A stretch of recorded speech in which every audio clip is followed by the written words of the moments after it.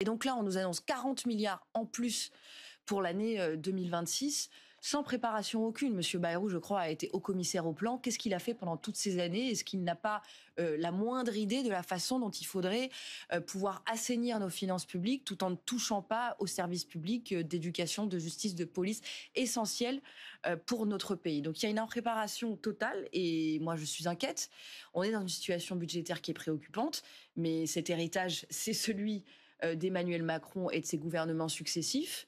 Donc ils en assument la responsabilité, mais je constate qu'ils s'entêtent, pour l'instant, à ne pas changer de politique. Ils nous disent qu'ils vont réduire le déficit, très bien, mais en ne changeant rien, en n'augmentant pas les impôts après avoir fait 80 milliards de cadeaux fiscaux aux plus riches et aux grandes entreprises, et en prélevant en fait sur les classes moyennes et populaires, en prélevant sur les services publics de santé, d'éducation, de police, de justice. Donc où va-t-on? Moi, je trouve ça extrêmement préoccupant. Oui, justement, il y a plusieurs pistes, entre autres travailler plus, mettre à contribution les seniors, les retraités, réduire les niches fiscales. Qui doit supporter le coût de ces coupes budgétaires finalement? Travailler plus pour que les actionnaires empochent toujours plus. Je rappelle que cette année, il y a eu un record de dividendes distribués aux actionnaires.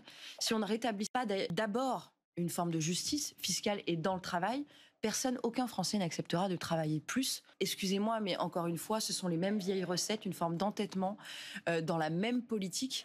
Et moi, je m'interroge, où est-ce qu'on va en fait, à la fin?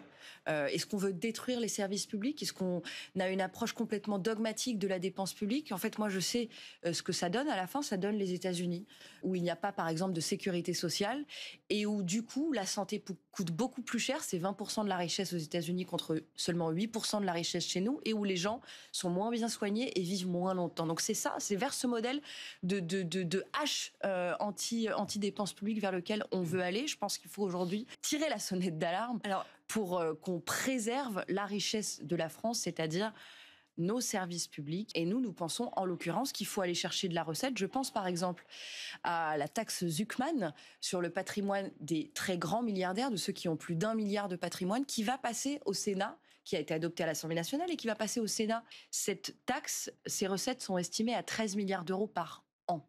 Et elle rétablit une justice fiscale élémentaire. Pourquoi est-ce qu'on n'irait pas vers cela?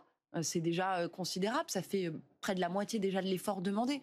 On pourrait aussi penser à supprimer certaines des niches fiscales pour les grandes entreprises et les grandes fortunes qui ont été octroyées par Emmanuel Macron et ses gouvernements depuis 2017. Il y a des pistes, et ces pistes, nous les défendrons, mais si nous ne sommes pas entendus, ce sera notre devoir de s'en sortir.